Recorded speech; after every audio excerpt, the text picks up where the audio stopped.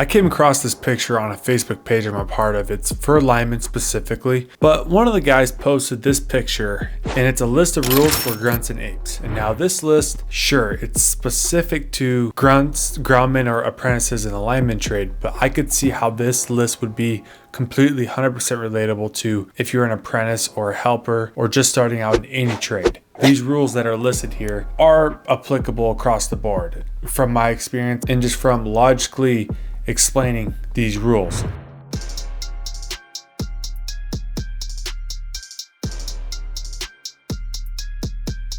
Rule number 1, we have be on time. This is pretty well self-explanatory. In my opinion, being on time is 15 minutes early. So early is on time and on time is late. I think that is applicable to not only just the lineman trade. I feel like you should show up to work 15 minutes early no matter what job you have, whether that's a lineman trade, ironworkers trade, any one of these trades.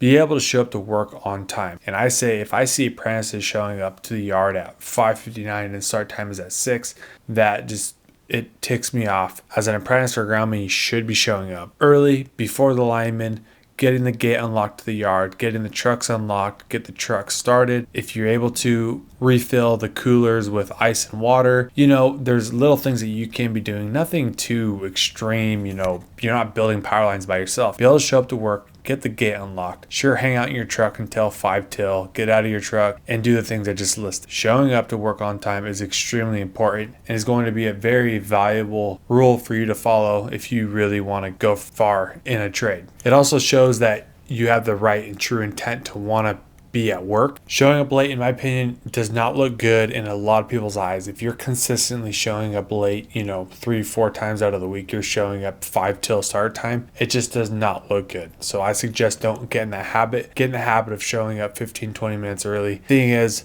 you can show up to work early every single day, but that one day you show up late, that's the day everyone's going to remember. Just don't even show up late, then you don't ever have to worry about it. But for the most part, get in the habit of showing up 15-20 minutes before work starts. For rule number 2, we have first one out of the truck. Now, first one out of the truck refers to whether you're in the bucket truck or the digger derrick truck or whatever you're driving out to the job site. Once you get to the job site, you should be the first one to hop out of your truck to start getting the job started. And now you shouldn't park the truck and then just sit in the truck or the cab of the truck. The lineman might, or your journeyman might, sit there and be on his phone or whatever. As soon as you pull those air brakes, you should be out of your truck and start getting the job ready for the day. Self-explanatory, just as that. So for rule number 3, we have last one in. And now this one really applies, especially in the lineman trade, because we work at what we call yards. You'll work out of a yard. That yard might be in a substation, or it might just be on a couple acre chunk of land that the contractor's leasing from somebody. Whatever the case may be, there's going to be what we call a yard where everyone parks their trucks and the equipment and there's material and stuff there. You should be the last one in. Yeah, you might get off work early, and the lineman and foreman will go back to the yard and hop in their personal trucks and drive home. But you, as a groundman or apprentice, should not be into the yard first. You should be in last after everybody else. Right around quitting time is when you should be back to the yard. Just because your foreman or your journeyman are going home and going back to the yard, that means you should probably go hide, go park your truck somewhere else, do things that occupy your time like cleaning the truck, reorganizing material, or go back to the yard where there's material and reorganize your truck there with new material. There's plenty of things for you to be doing. Just be the last one in to the yard. Rule number 4, no to the last bolt on your truck. So this refers to if your truck is the bucket truck, is the truck that you're driving, maybe you're driving the digger derrick truck, know what is on your truck. I'm talking bolts, 8, 10, 12, 14, 16, 18, 20, 24, 5/8, 3/4, and 1/2 inch, all the bolted connectors, all the sleeves, all the side-by-sides, all the different pieces of material that are on your truck. You should know what is on your truck. If you use the material on the job for the day, and you should know what you guys use so you can restock it at the end of the day or beginning of the next day. One way I found out to do that is having a notebook, like I've explained in other videos, carrying a little notebook with a pen so I'm able to write these things down. Or inside of your truck, have a dry erase marker and you can write inside the bins, okay, grab this, X, Y, and Z, or we use this, and this. So it gives you a reminder You know what you need to restock your truck with. Just know what is on your truck. That goes for not only material, but tools and stuff like that as well. Just have a good mental note and understanding of what is on your truck. So if the foreman or journeyman or someone from different crews like, hey, Austin, do you have a pair of high leverage bolt bites, or do you have a 24-inch 3/4 bolt on your truck?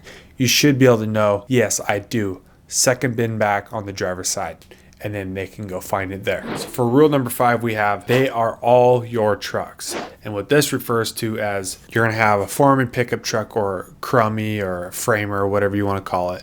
You'll have a digger derrick truck, and then you'll have a bucket truck. So they're all your trucks. And what it refers to that is when it comes to cleaning or reorganizing material or restocking material on the trucks, they are all your trucks. So you are the only apprentice that is on that crew, you're going to be stuck with probably doing a lot of restocking and cleaning trucks. If you and another apprentice, let's say you have the digger derrick truck, or maybe you have the bucket truck and the other apprentice has the other truck, you guys should work with each other, restocking each other's trucks, help cleaning each other's trucks. And if the foreman truck is there, make sure that the foreman truck is clean and organized as well. What rule number 5 refers to is just making sure all the trucks are kept in line, so that way that all the trucks are always in order and ready to use.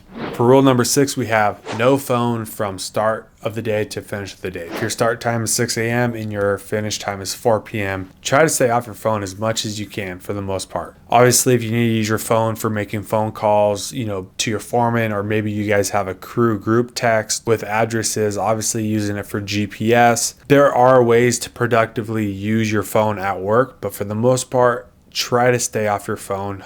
Try to stay off Snapchat and TikTok and Instagram and YouTube. If you have time to be on your phone, if you have time to lean, you have time to clean. The way I look at it is if you have time to be on your phone to do mindless scrolling or doing mindless things that aren't productive for at work, just try to stay off your phone, because there's other actual productive things that you can be doing that will help benefit you yourself and the crew or the job that you guys have planned for that day or the following days. For rule number 6, just try to stay off your phone completely unless it's for productive use at work. For rule number 7, we have just say yes or okay. Now what this refers to is if your foreman or journeyman asks you or tells you, hey, Austin, can you start digging that hole for that pole down the road? Instead of being like, no, I don't really feel like it, and giving some attitude, just as much as you want to say no or as much as you want to give them a little attitude, just say yes or okay. That's what it comes down to. There's no point in getting into an argument or creating negative energy. Just do your part, which is be like, yes, I'll go do that. Okay, yeah, for sure. Or, hey, Austin, can you do this? Can you grab this? Whatever they ask or tell you to do, just say yes or okay, and just leave it at that. Like I said, there's no sense in trying to get an argument or explain your reasoning why you don't want to do or something, or why you do anything like that. Just say yes or okay. It's plain and simple, just like that. Just kind of knowing your place as an apprentice or a groundman, helper, whatever position you're at. You're the low man on the totem pole. They tell you to do something. Granted, of course, if it's not safe or whatever the case may be in that situation, if they're telling you to do something that you know and they know is unsafe and you still do it, well, don't do that. If they're telling you to do something unsafe, don't do it. But for the most part, if something that is safe and it's something you're able to do, just say yes or just say okay. For rule number 8, we have, if you take it out, put it back. 8A, if borrowed from another crew, return to said crew. And 8B, if not sure where it goes, ask where it goes. So this is a very, very, very important rule. If you borrow something or take something from someone else's crew or someone else's truck, you make sure that it gets back to that crew, to that exact truck, exact position. Last thing you want to do is borrow a tool or take a piece of material from another crew and they don't get it back. That is not a situation you want to put yourself in. Mental note, anytime you take something or borrow something from a different crew or truck, make sure they get it back. Same goes for your trucks and your crew as well. So if you take something out of the driver's side front bin back, whether that's a piece of material or a tool, doesn't matter. Make sure that either that piece of material or that tool gets back in the bin where it came from. And whether even if you didn't take it out, maybe a different someone else on your crew took the tool or thing out and they didn't put it back. Just if you see it, make sure it gets back to where it's supposed to be. The thing about a lot of these trucks, the bins, they have been the same for many, many years. So the foreman or the people in the crew know that the second bin back on the driver's side is for bolts. And they know that the first bin back on the passenger side is for the lineman's tools. They know where each tools and pieces of material are on the whole truck. And by you putting things back where they belong, where they're supposed to go, it's going to keep everything in order. And it's also going to help you remember, okay, this is where these items go. So if they take it out, you put it back, whether that's your crew or you borrow from someone else's crew. For rule number 9, we have put out cones and wheels chocks, unless you're at a gas station. If you pull up to a job site, wherever you are, that's not a temporary stop. If you're actually stopping the truck and it's going to be there for a while, first thing you do, get out of the truck, put out the cones, put out the wheel chocks, especially the cones if you're on a road and you guys don't have flaggers and the road isn't already set up for you guys to pull into and park on, then make sure you get out. First thing you do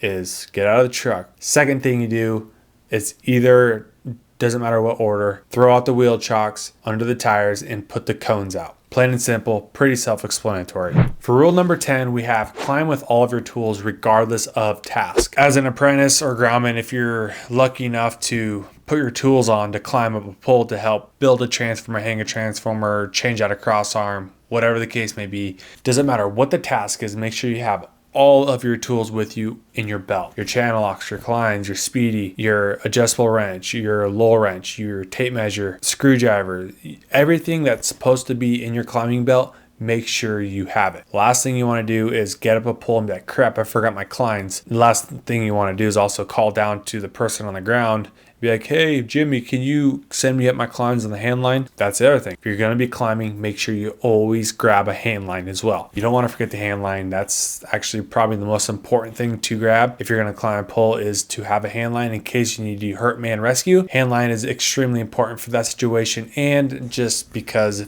they need to send up material or whatever, you got to have a hand line. Make sure if you're climbing a pole, climb with all your tools regardless of what the task is.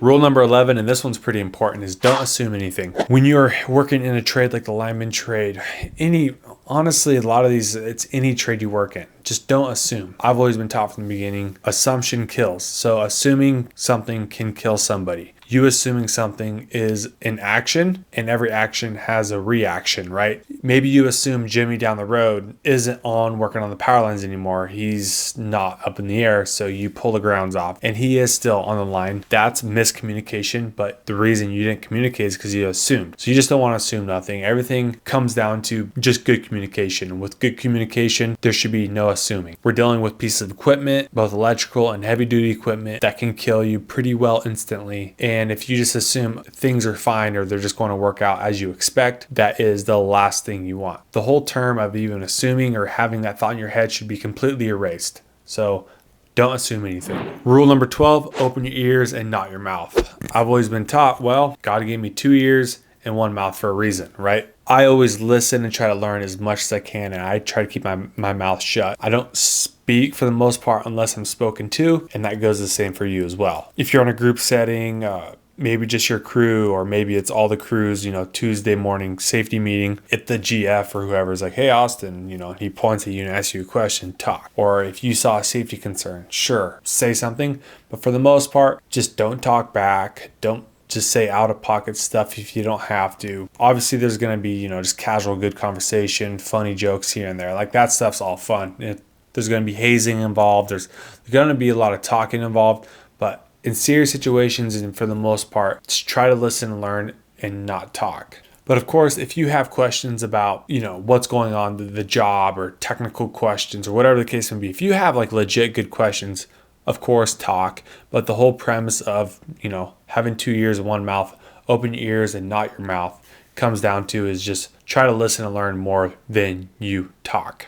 Rule number 13, lock your bin doors when they're not in use, for the night, or maybe you're going to be parking the truck in a parking lot and going somewhere for lunch, and the truck is not going to be occupied, or someone in the truck or right next to the truck or around the truck. Make sure you just lock the bin doors, lock the truck. There's a lot amount of money invested in these trucks, from Milwaukee tools to hotline sticks. These things are worth thousands and thousands and thousands of dollars. The last thing you want is to not lock the bin doors or the cab of the truck and stuff gets stolen. Then you have to fill out a theft report. all that stuff. If you're not in the truck or right around the truck, just take a minute and lock everything on the truck if you're walking away from the truck. That's just not for the lineman trade. Any trade you get into, there's going to be tools filled on these trucks. Any truck that has bin doors, I know it could be electrical contractor, construction work, any trade, I know there's going to be thousands of dollars worth of tools on these trucks. The last thing you want is those tools to be stolen. Lock the bins, lock the truck up if you're not going to be in or around the truck.